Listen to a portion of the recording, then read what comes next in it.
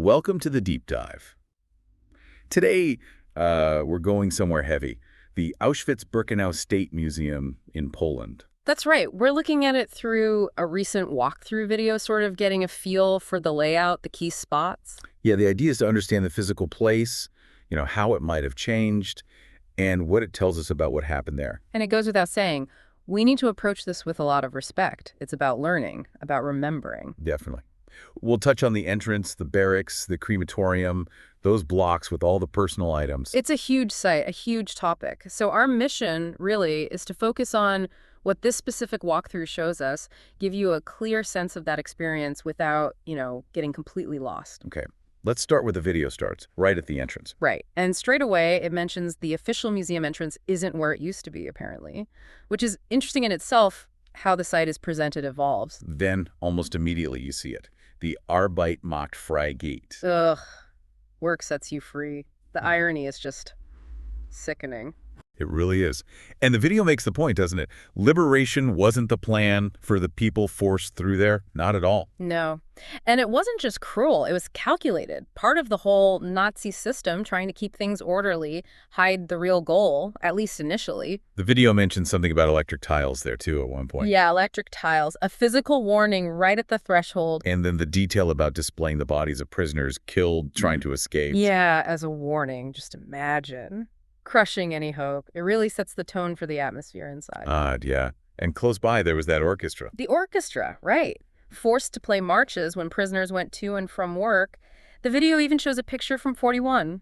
It's so surreal, this, attempt at imposing normality on something so barbaric. Or maybe masking the sounds, the sounds of what was really happening. Okay, so moving into the camp proper, Block 24 comes up. Ah, yes. There's a sign shown there explaining the Nazi practice of Sippenhaft, basically, arresting relatives if a Polish prisoner escaped. Holding the family hostage until the escapee was caught or returned. It's pure psychological terror, using family against people. Exactly.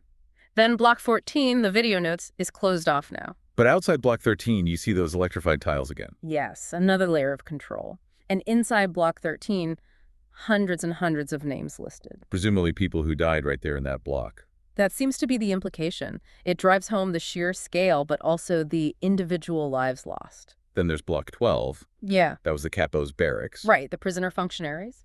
Prisoners put in charge of other prisoners by the SS, often a really brutal dynamic. And Block 12 is also where Rudolf Höss, the camp commandant, was eventually hanged after the war. Yeah.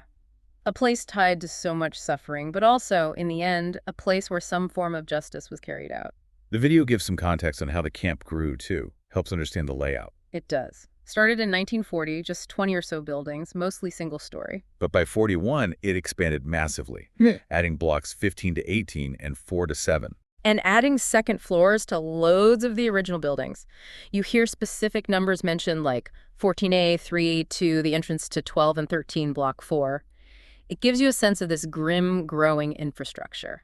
There's also that map shown briefly, showing where people were deported from. Yeah, all across Europe. It really underscores how widespread and systematic this was, not just one place. Okay, then the video shifts, moving towards the evidence of the killing process itself, inside one of the crematoria in Auschwitz I. Yeah, that's a really tough part of the walkthrough, knowing thousands were murdered right in that building. It operated from August 1940 to July 1943, the video says. And it was originally just a storage building. Incredible, isn't it? How something mundane was repurposed for mass murder. The video also mentions some blocks like 22 and 23 are closed off. Maybe preservation, maybe sensitivity. On a second floor somewhere, there's an explanation of the extermination methods. Yes, and it highlights how outsiders just wouldn't have known. The deception was key. And then you see it, the actual cans of Zyklon B. Zyklon B, yeah.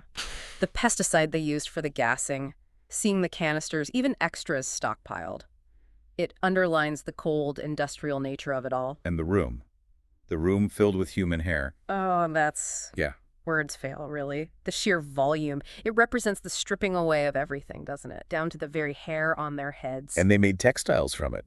That's almost impossible to fathom. Seeing it piled up like that, it's a horrifying view of how they erased identities wholesale. The video points out how close the fences were to areas where maybe some people could walk more freely. Yeah, that contrast is stark. Freedom for a very select few, right next to absolute terror and confinement for everyone else. Yeah. Shows the control, the hierarchy. And those guard towers looming over the frozen water. You just feel the harshness, the constant watching. Definitely. Then we get to Block 5, the belongings. Just walking towards it, you brace yourself, and then the glasses.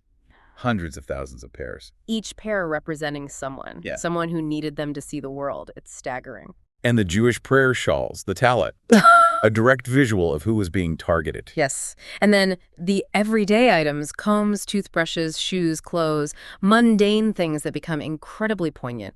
Lives just stopped. The video calls the display of prosthetic limbs unbelievable. And it is. It shows the victims included people with disabilities, people who had already overcome so much. The Nazis were indiscriminate in their cruelty. Even pots and pans.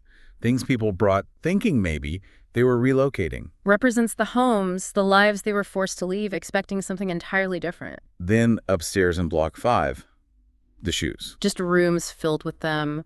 Hundreds of thousands, maybe millions, the narrator suggests. Each pair, a story. And the suitcases are heartbreaking. Many still have names on them. Names, dates, and the prisoners were told they'd get them back. That constant cruel deception right to the end. Seeing the children's shoes, that's probably the hardest part. It really is. Those tiny shoes, representing lives that barely got started. It reminds you these weren't numbers, there were people, kids. Block 6 then explains the categorization system. Right, how they labeled prisoners.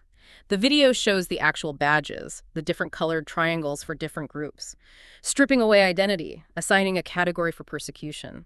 You see the prisoner clothing too, and you can almost see the starvation on the fabric. It's a visceral depiction of the conditions, and there's a monument there to human suffering, a place to pause and reflect. The display of the daily routine, relentless forced labor, starvation rations, the constant threat. It hammers home the dehumanization. And those images of the children experimented on by Mengele. It's just another layer of horror. Unspeakable cruelty disguised as science. But then there's that statue, mother and child. A reminder that people did survive. Children were liberated. A tiny bit of light in that darkness. Moving on to Block 7, we see the living conditions. Hay for bedding in some rooms. Slightly better maybe, with thin mattresses or others. Even those small differences probably meant a huge amount for survival, for daily suffering. And the sanitation, or lack thereof, the video shows the toilets. Yeah, incredibly basic, unhygienic, hard to imagine the struggle just for basic dignity in those conditions. You see the multi-level wooden bunks too. Packed in. Yep. No space, no privacy. Total lack of personal space. The mention of Block 18 maybe having a modern toilet now just highlights the challenge of preserving and presenting this history accurately. Then Blocks 20 and 21, focusing on some of the most brutal acts. Block 20, yeah, where a doctor carried out forced sterilization experiments on women. Horrific. Many died or were maimed for life. And Block 21 is between Block 10, another site of experiments, and Block 11, the location of the death wall. The death wall, where prisoners were beaten, shot. Countless executions. The video mentions Block 10's windows were covered. To hide what was happening inside. Deliberate concealment. And then the walkthrough goes down into the dungeons of Block 11. Just seeing those cramped, dark spaces, you get a real visceral sense of the terror and punishment inflicted there. Then Block 27 gets a brief mention with a reference to Terrorism shot. Described as the world in a nutshell, where you had to face life and death logically. It's a complex reference. Terrorism was partly a propaganda camp, a facade, so that, quote, might imply needing critical awareness even within the camp system, or perhaps the intensity of experience there. Finally, the walkthrough circles back to the crematorium furnace in Auschwitz I. Yeah, focusing on the furnace itself, the video gives the temperatures 800 to 1200 Celsius. And describes the process. The body on an iron trolley, pushed in the back door. Yeah. Utterly chilling. And that quote surfaces again. History is repeated. A stark warning. There's a shot of a square with trees and some kind of memorial. Reach heaven with their arms. It seems like a symbolic representation, maybe of the victim's final moments or yearning for release. The video isn't perfectly clear, but the image is powerful. In a room with children's drawings. Oh, that's heartbreaking. Little moments of creativity amidst the horror. A reminder of the innocence lost. And then the Book of Names from Yad Vashem is mentioned. Containing names they've managed to recover. Trying to restore individuality. Remember each person. Block 18 is mentioned again briefly, too. Maybe pointing back to something specific there, tying threads together. So that brings us pretty much to the end of this walkthrough. We've seen the entrance, the barracks, the crematorium, those blocks full of personal effects. It's been deeply affecting. Even through a video, the weight of the place comes through. It really does. And it just underlines how vital it is that we remember these places, that we learn from this history. Absolutely. Confronting it unflinchingly is the only way we can hope to prevent anything like it from happening again. Which leads to maybe a final thought, something for you, the listener, to carry away. We heard the entrance changed, Block 14 is closed, Block 18 might have modern facilities. The site itself isn't static. Right. So how does the presentation of such a profoundly tragic history inevitably evolve over time? Through preservation, new findings, different interpretations? And what does that mean? What are the implications of those changes for how future generations will understand Auschwitz, how they'll connect with this place of memory? It's a complex question. How do we keep the memory alive and accurate while also making it accessible and meaningful decades later? Something worth thinking about.